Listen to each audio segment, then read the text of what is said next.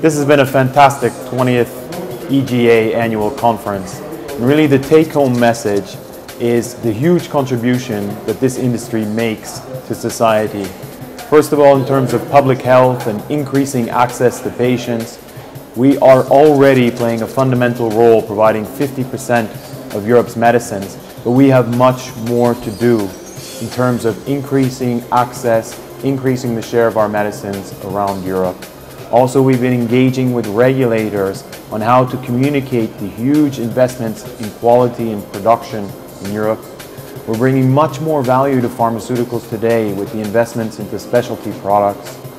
We're engaging much more on the issue of sustainability of healthcare systems, maintaining healthcare budgets, but also the sustainability of our industry, which is a key point for the future of healthcare.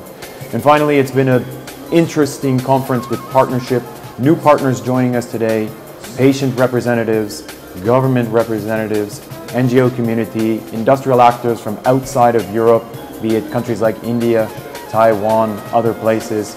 Really, this has been a fantastic opportunity. But it boils down to a fundamental point of engagement. And what I felt today was that all of our members, all of our participants are ready to engage to create the policy frameworks for a better European society tomorrow.